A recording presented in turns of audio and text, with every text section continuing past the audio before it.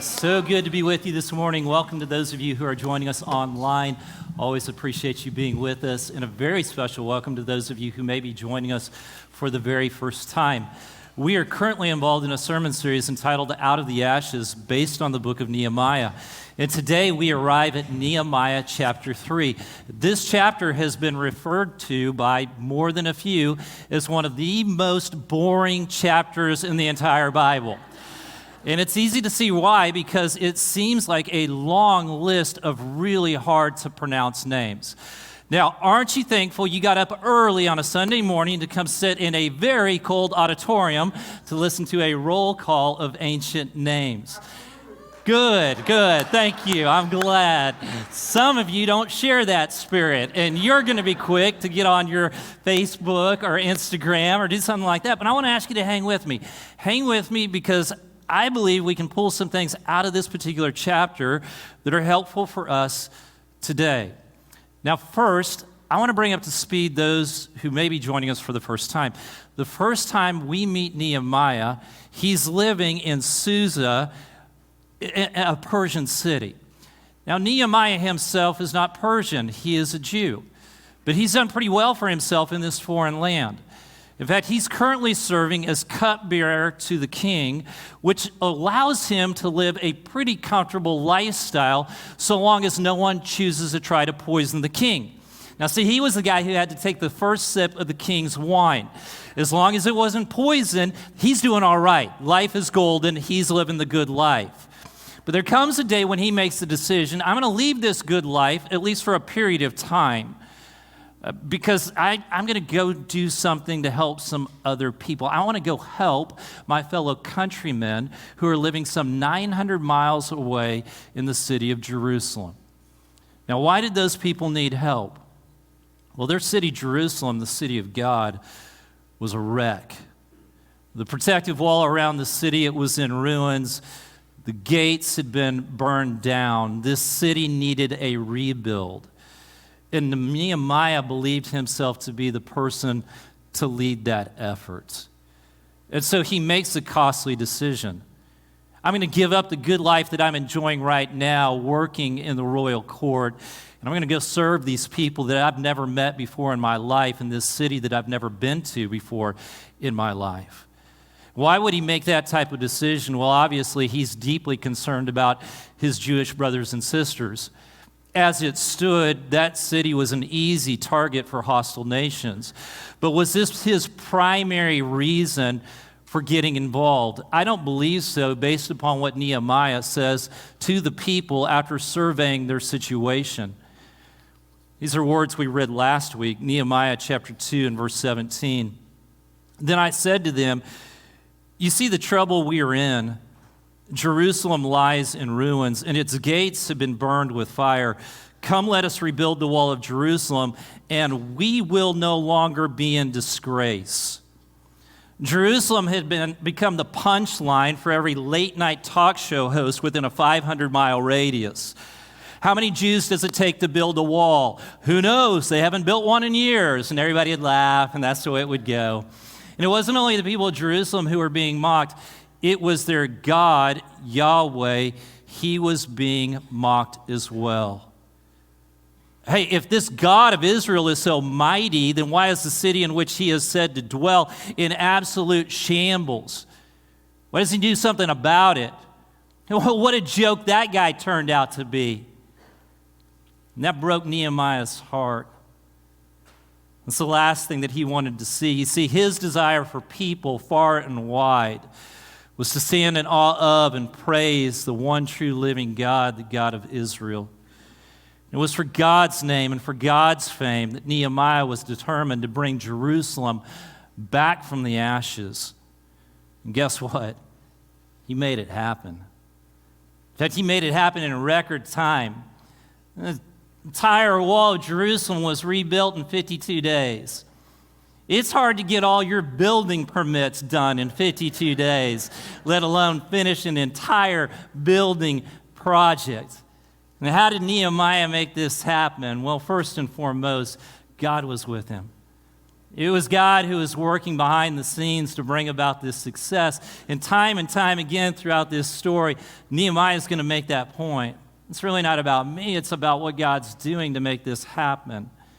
But Nehemiah also wants us to know that this success was made possible because of some other people. And so Nehemiah chapter 3, he names 38 specific people by name and 42 different people groups that played a role in the rebuilding of the wall of Jerusalem and the gates. Now, while this can make for a snoozer of a read, I believe there are some insights for us to gain today. And I'm going to mention these insights and highlight them, and I want to apply them specifically to the church. But even if you're not that interested in the church per se, I believe there's some good stuff for you as you think about the different groups you're a part of and helping them thrive. So you can take these principles by and large, and you can apply them to your family, and you can apply them to your work situation. You can apply them to a team that you might be on as you think about, what do I do to help these environments thrive? But here's the reason I want to apply them to the church specifically. In a live, vibrant, impactful church brings glory to God, but a church that's in a shambles is a disgrace. You see, when the church limps along, when it functions more like a landmark rather than a lighthouse, when it has to close its doors, which is happening at 1,000 churches plus a year, then Satan chuckles and outsiders point to the church's failure as evidence of the foolishness of faith and the ineptness of God. And we must do everything that we possibly can to make sure that doesn't happen. So, what insights can we gain from this text that will help us, the church, the dwelling place of God, thrive? Well, the first thing that we see is that Nehemiah's vision for the city of Jerusalem became a reality because many people decided to get involved. As great as the leader as Nehemiah was, and he was a fantastic leader, the Jerusalem wall, it would still be in ruins if it was up to Nehemiah to do all of the work himself. And the reason that wall was rebuilt in 52 days, besides God being at work behind the scenes, was also because a lot of different people from different backgrounds and professions, localities, they decided, we're going to chip in, we're going to do our part as well. And it didn't matter if they were people of status, like Shallum, who ruled over a district. He's mentioned in verse 15, I believe it is. Or if they were people of no status, like the unnamed temple servants who are mentioned, who lived on the hill of Ophel, who are mentioned in verse 26. People just got involved. And when I say they got involved, here's what I really mean. They made the decision to get their hands dirty. They didn't just write a check so that Nehemiah could hire some skilled laborers. In fact, not once in this text will you read a mention of craftsmen or laborers or carpenters or stonemasons or anything of the like. Instead, what you read about are people like Eliashib, verse 1, who is the high priest, and Uzziel, who is a goldsmith. He's mentioned in verse 8. And you'll read about a guy by the name of Hananiah, who is also mentioned in verse 8, and his job is he's a perfume maker. Now, these are not exactly the guys that you anticipate or really want to find on a construction site, right? I mean, hey, Nehemiah, where'd you find your crew? Did you go to Home Depot and find these guys? Well, to tell you the truth, no, I found Hananiah working the cologne section at Sephora. And so I brought him out here to build this wall. And it was these ordinary non-professionals who were responsible for pulling off the rebuild of the wall of Jerusalem. Now, it's not hard to draw a parallel for the church today, is it? For the church to thrive, the work cannot be left in the hands of a handful of people. That every single member needs to take a piece of the wall. The Apostle Paul drives home this point when he compares the church to a body in Romans chapter 12, beginning in verse 4. He says, For just as each of us has one body with many members, and these members do not all have the same function, so in Christ we, though many, form one body. And each member belongs to all the others. We have different gifts according to the grace given to each of us. If your gift is prophesying, then prophesy in accordance with your faith. If it's serving, then serve. If it's teaching, then teach. If it's encouraging, then give encouragement. If it's giving, then give generously. If it is to lead, do it diligently. If it is to show mercy, do it cheerfully. It doesn't matter if you've been a Christian for 52 days or 50 years. It doesn't matter if you have a degree, a PhD from a school of divinity or a certificate from the school of hard knocks. We need every single person to play their role in the body. Now, you may be thinking to yourself, well, I would really like to be more involved. I'm just not sure what my gifts really are. And as soon as I figure that out, then I'll get far more involved. And listen, I'm all for gift-oriented ministry, but who was it that rebuilt the wall of Jerusalem? It was a priest, a merchant, and a perfume maker, and just ordinary people. The wall was rebuilt because these ordinary people decided to get involved regardless of their background or their experience. And so let me encourage you to stop asking what's my gift and start asking what needs to be done. And when you see what needs to be done, go do it. And if you're not sure what needs to be done, then ask, because there are all kinds of things that need to be done in this place and through this place. We need people to lead home groups and open up their home for home groups. We need people to be a part of our welcome team on Sunday mornings. We need people to teach our children in our children's ministry. We need people to help us reach out and serve this community. If we're going to accomplish the mission that we believe God's laid upon our hearts to make disciples who make disciples of all nations, we need every single person to find what needs to be done and start to do it. And I want to mention one thing that's coming up, because I think this can help all of us as we think about fulfilling that mission. We have a couple coming in by the name of James and Minda Lippy who will be here with us on March 12th. And they're going to do some training with us, and this specifically applies to FriendSpeak, but more than that. You may be here thinking, well, I don't think FriendSpeak is the ministry that I can commit to right now, and that's okay, because what they're really going to teach us is to share our faith in our lives, specifically for people who have come to this country from other places. Now, you may hear what they have to share and decide to get involved in FriendSpeak, which I hope many of you will, because that is a huge opportunity for us as we think about making disciples who make disciples of all nations, and the nations are coming to us. It's a huge opportunity. But others of you, you just work with people, and you live in neighborhoods with people, and you're part of teams with people who come from other countries, and they need friends, and they need relationships, and this is an opportunity for you to be equipped how to do that better. And so make a point to be with us on March 12th. Right after Bible class, there'll be a lunch if you want to participate for 30 minutes, and then right into the training from 12 to 2. It's going to be a great opportunity. Now, here's one of the really cool things about what I'm talking about is so often when a person decides, here, this is something that needs to be done, so I'm just going to do it even though I don't feel equipped to do it, is they end up discovering, you know what, I've been gifted to do this. And maybe it wasn't that they were gifted before, but maybe God, just through the power of the Holy Spirit, gifts them in this moment. I've seen this happen time and time again. I've seen people who didn't know they had the gift of teaching discover they had the gift of teaching when they said, okay, I'll do a one-on-one Bible study. I've seen people who didn't know they had the gift of hospitality discover they had the gift of hospitality when they said, you know what, okay, if you need somebody to host a small group, a home group, I'll do it. And they discovered they have these gifts. You see, asking the question what needs to be done is a great way to figure out where to get involved. I want to give you a second question to ask, though. And that question is simply this: what do I care about? What do I care about? Throughout this account, we see that people made repairs just a short distance from their home, within eyesight of their home. One example, Nehemiah chapter 3 and verse 28.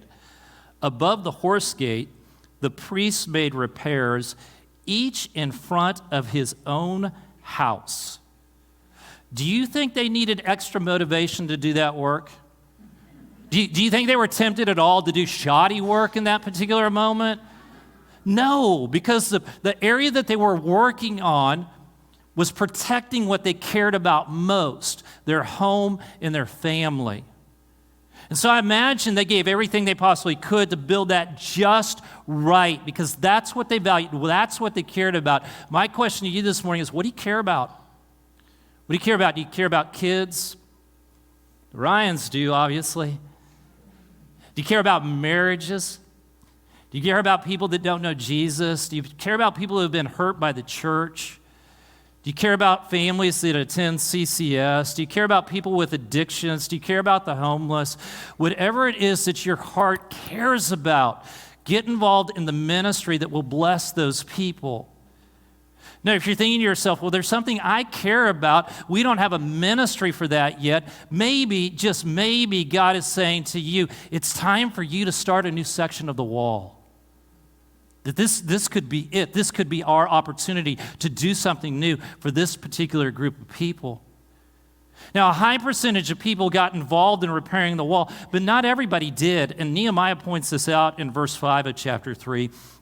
He says, the next section was repaired by the men of Tekoa, but their nobles would not put their soldiers' shoulders to the work under their supervisors.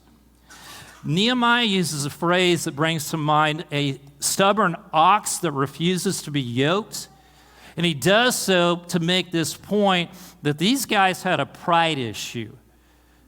That these nobles didn't get involved in rebuilding the wall because they thought this particular work was beneath them. And it is a powerful reminder to us that each and every one of us must have the humility to do the work that needs to be done. For none of us to think that we're too important to do any type of work that needs to be done for the glory of God.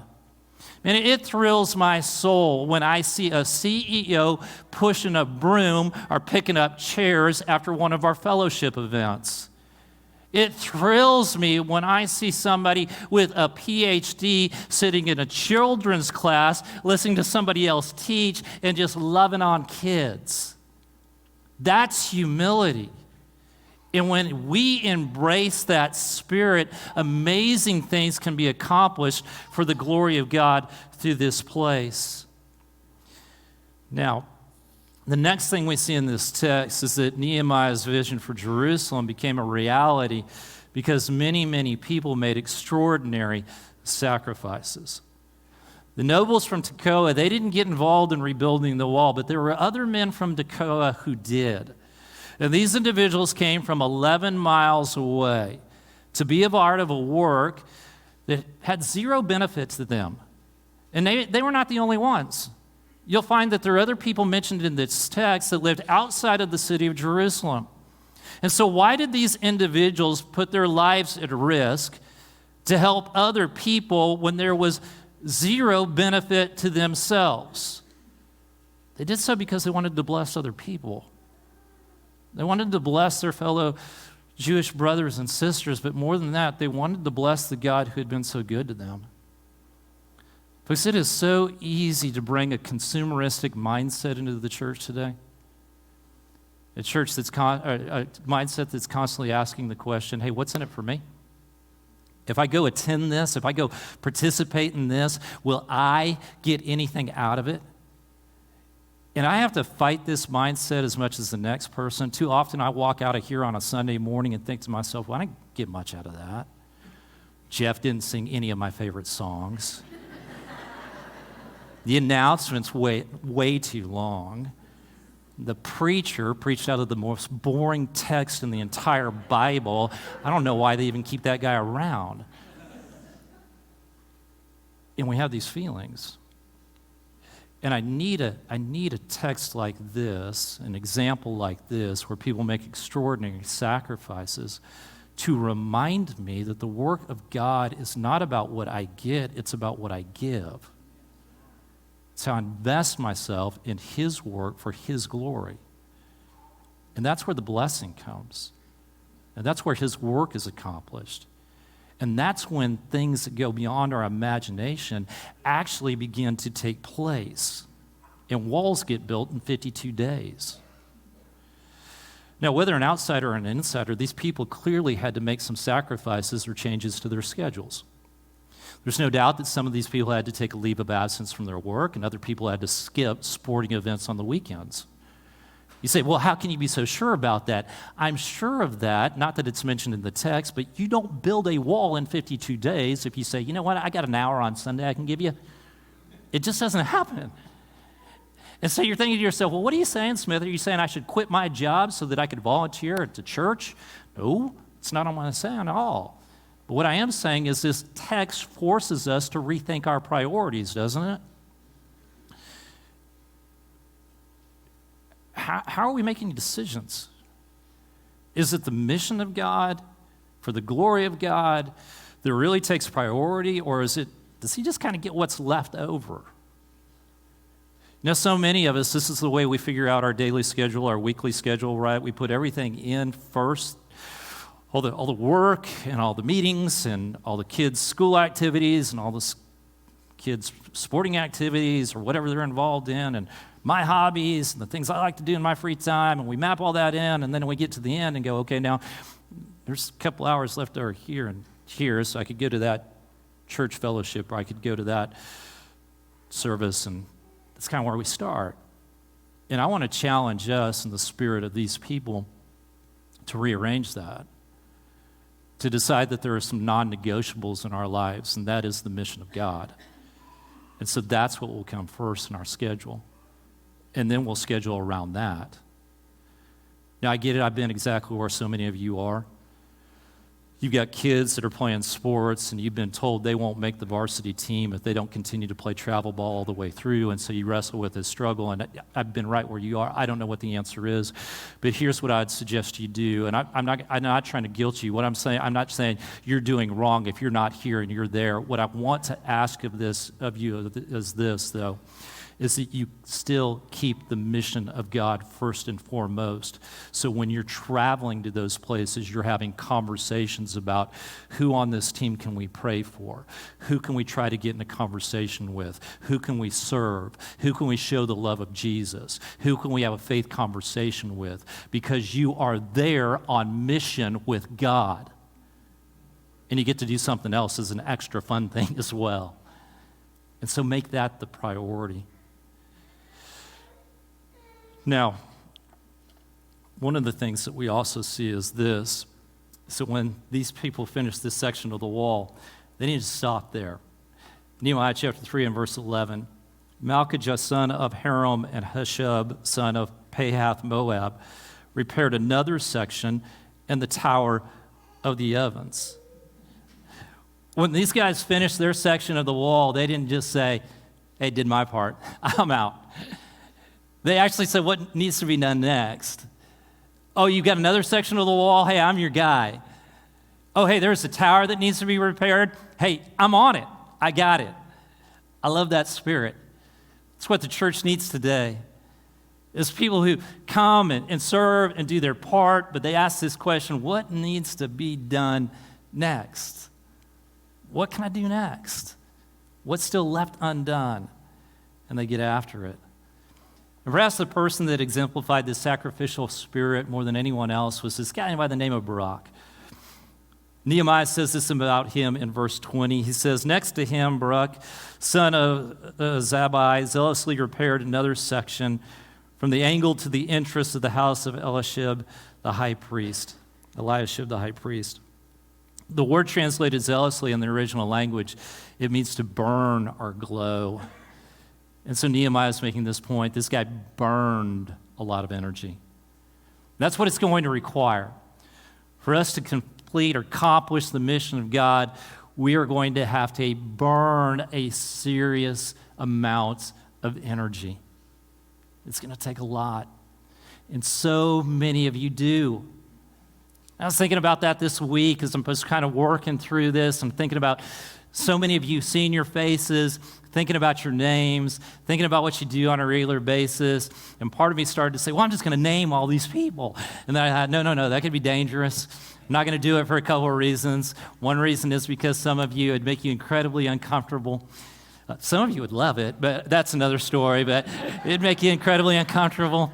And then I'd also run the risk of missing somebody. And so I don't want to do that. I don't want to hurt anybody's feelings. But this is what I want you to know. I appreciate you so much. You encourage me, and you inspire me. And you're doing really, really good, important work. There are going to be days when you're discouraged, and days when you want to throw in the towel, and we'll talk more about this next week. But for today, I just want to encourage you to hold on to the promise of God from Hebrews chapter 6 and verse 10. This is a promise. God is not unjust.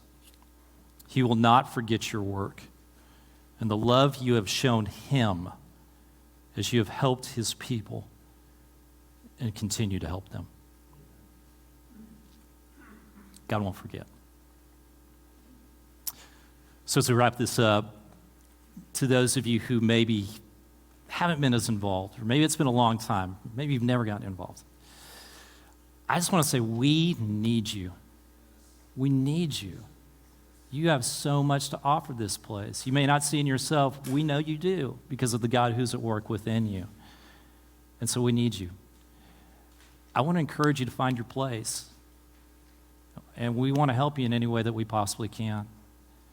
Now, I recognize that Satan's going to do everything he possibly can to keep you on the sidelines. He's going to tell you you're not the right person. He's going to tell you you don't have the time. He's going to tell you that you wouldn't get much out of it. Please ignore him. Let's do this together. Let's make disciples who make disciples of all nations for the name and for the fame of our great God.